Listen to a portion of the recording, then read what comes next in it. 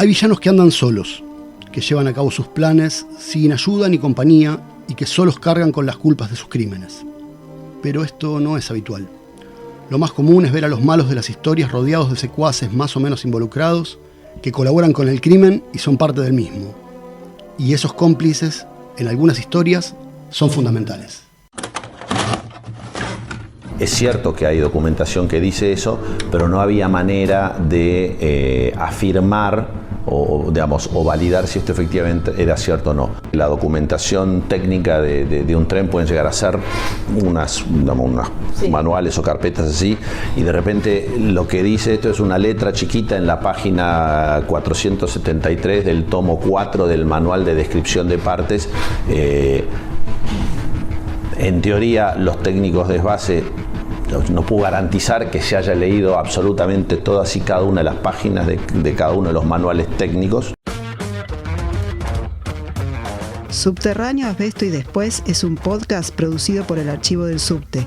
Para conocer más sobre nuestra historia, seguinos en @prensa del subte. Episodio 3, Los cómplices.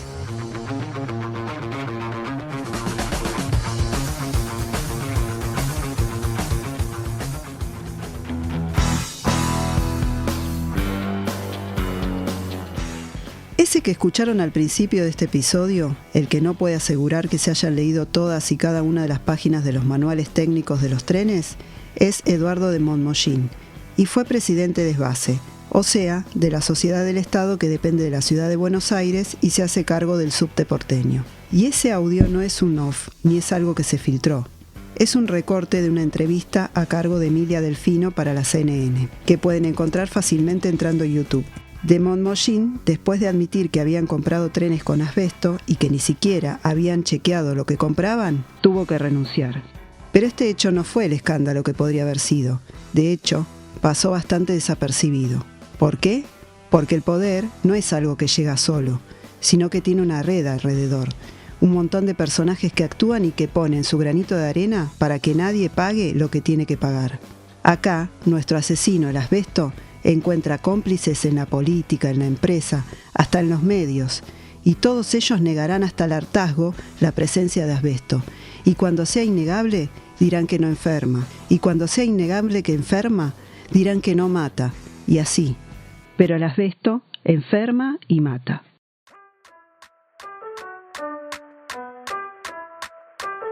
La empresa y Desvase empezaron a utilizar un argumento dudoso, que las mediciones de aire que se hacen en el subterráneo dan por debajo de los límites, omitiendo que en realidad no hay límites seguros cuando hablamos de cancerígenos, como lo explica Hernán Rubio, licenciado en Química y especialista en Higiene y Seguridad. Primero está una discusión madre que es si un cancerígeno puede tener un límite. Para un cancerígeno, una sustancia cancerígena, no existe un límite seguro. No obstante, nuestra normativa, y un poco contradictoriamente, le impone un límite. Es más, la Comunidad Económica Europea el año pasado ya reglamentó que el límite es 0,01, 10 veces menos que el que tenemos actualmente en la Argentina. Y hay muchísimas mediciones en el ámbito del subte que dan superior a esa cantidad. A los cómplices de la política, de los medios y de la empresa se suma el sistema médico, que debe respaldar a un trabajador cuando éste se lastima o se enferma. Son las aseguradoras de riesgo de trabajo, las ART y su controladora, la Superintendencia de Riesgo de Trabajo. Puede pensarse a las ART como el seguro de un auto. Te enterás que no sirve una vez que chocaste, y con el sistema de ART te enterás que no sirve una vez que te enfermaste o te accidentaste. Las estadísticas oficiales muestran que existen más de 250 agentes de riesgo de todo tipo, pero solo 3 agentes de riesgo se llevan el 80% de las enfermedades reconocidas. Ruido, sobrecarga de uso de la voz y movimientos repetitivos o tendinitis. Del resto, no hay noticias. En su funcionamiento práctico, las ART son un dique de contención cuando los trabajadores van con una enfermedad. El sistema no reconoce prácticamente nada y las estadísticas oficiales de la Superintendencia de Riesgo de Trabajo así lo demuestran. De cánceres profesionales hay un muerto cada 2 años reconocido oficialmente en nuestro país. Y quien debe controlar a las ART es la Superintendencia de Riesgo de Trabajo, que se paga con lo que recaudan las mismas. Difícil que perro se muerda la cola. En la cuestión del asbesto, los casos ni siquiera se reconocían. Tuvieron que llegar las noticias de España y se tuvo que conformar la investigación desde el sindicato para empezar a tirar del hilo y descubrir toda esta red de silencio y muerte. Los avances logrados en los túneles del subte llevaron a que la RT tuviera que realizar análisis serios. Los que les venía haciendo a los trabajadores del subte distaban de ser fiables. Rubio puede contar cómo estaban las placas de los trabajadores cuando por fin la empresa aceptó observar algunos casos. Las radiografías que había anteriores a que se empezara a empujar el tema eran radiografías prácticamente veladas. Cuando AGTSIP empieza a presionar, recién ahí se conforma un equipo de médicos trabajadores, junto con el Hospital Británico, etcétera, etcétera, donde realmente empiezan a hacer las cosas como marca las reglas del arte. De lo que Rubio habla es la auditoría médica, una mesa integrada por profesionales de salud que se encarga de monitorear la salud de los trabajadores que ingresan a la vigilancia médica. La auditoría se armó después del reconocimiento público por parte de la empresa de que había asbesto en diciembre de 2018. Está integrada por médicos de la empresa, de la RT Provincia, del Servicio de Neumonología del Hospital Británico, que además cuenta con un especialista en imágenes y los médicos del sindicato, el doctor Ariel Rossi y la doctora Lilian Capone. Lilian es una médica neumonóloga, especialista en salud ocupacional y miembro del Instituto Bacareza, que depende de la Facultad de Medicina de la UBA. Ella explica la función de la auditoría. La función que tiene es básicamente evaluar a través de la lectura con la metodología de lectura neumoconiosis de OIT, evaluar las radiografías de los trabajadores. Y se hace un seguimiento, por eso hablamos de vigilancia médica epidemiológica. Se tiene en cuenta el puesto de trabajo, los años de antigüedad, la función pulmonar, el examen físico y la radiografía. Ante cualquier alteración se pide una tomografía, ante cualquier duda se pide una tomografía. La evaluación se hace una vez al año y cuando se ve que varios años está normal, se pasará a 2 años. De esta manera, por la auditoría pasan los trabajadores que logran entrar a la vigilancia médica gracias a la lucha del sindicato. Hasta ahora pasaron 2.750 trabajadores. La pelea hoy es que se incluya también en la vigilancia a los 1.200 que faltan, como los trabajadores del personal de estaciones y de limpieza.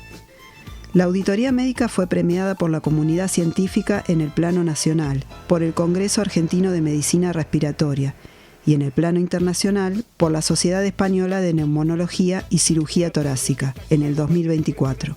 Es la primera auditoría de estas características en América Latina. Lilian resalta su importancia en 3 puntos. En primer lugar, se validó un método de trabajo científico-técnico relacionado con los trabajadores de amianto. En segundo lugar, los premios nacionales e internacionales que se consiguió, que se obtuvieron, da cuenta el rigor científico de este trabajo. Y en tercer lugar, esto es una fuerte impronta que tienen los trabajadores sobre el triunfo de su lucha. Primero la empresa negó la existencia de amianto, después negó el impacto a la salud. No solo nosotros hemos conseguido valorar y darle valor, digamos, al impacto a la salud, sino que a través del daño se consolida la idea que hay amianto en el subterráneo de la ciudad de Buenos Aires.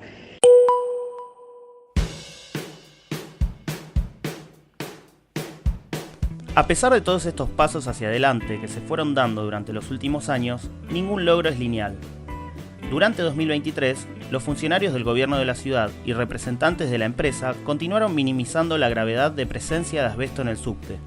Para eso, se pasearon por los canales de televisión y las señales de radio argumentando la existencia de decenas de miles de mediciones de aire que, como bien dijimos antes, dan números que ellos plantean como seguros, pero que no lo son. y aparecen en el aire pequeñas partículas de asbesto. Y tiene razón Pianelli en cuanto a este punto.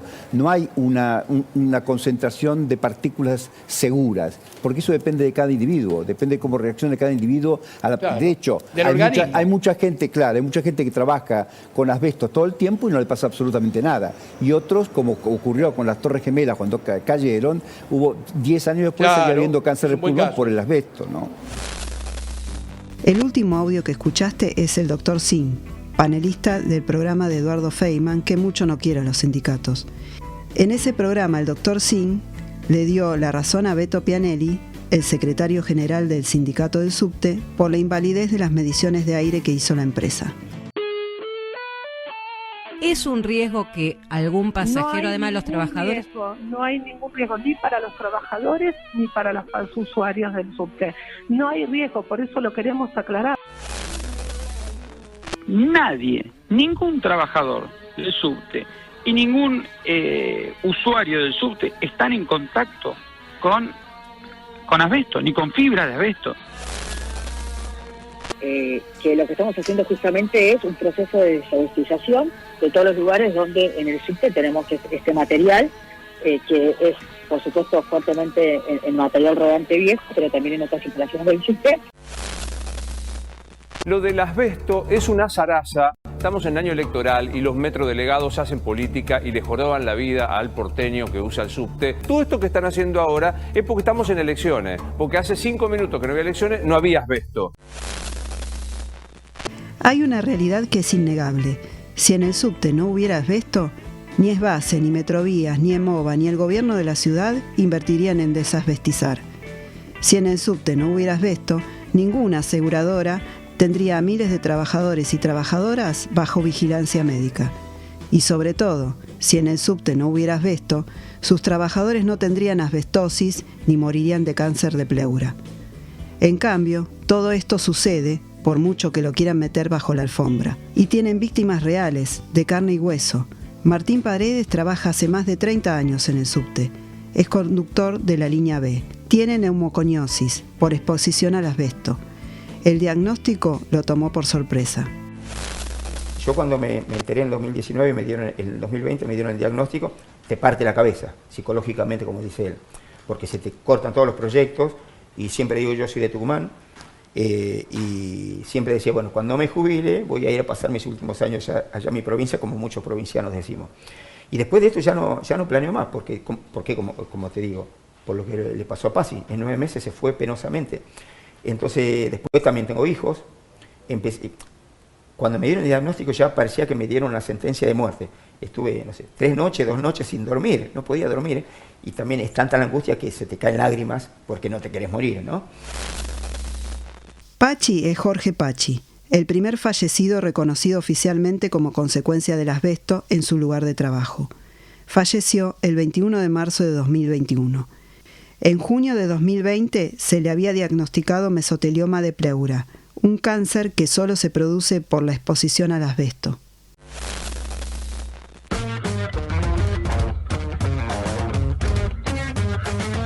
Subterráneo Asbesto y Después es un podcast producido por el Archivo del Subte. Escuchá el próximo capítulo para saber cómo sigue la historia. Para conocer más sobre la pelea que venimos llevando adelante, seguinos en @prensa del subte. Locución Marisol Alonso y Lautaro Navarro. Guión y producción general Santiago Lecuna y Julieta Guarnieri. Testimonios Hernán Rubio, Lilian Capone, Martín Paredes. Agradecemos a Quique Ferrari, María Rivero, Tomás Gómez y Pato Oliva.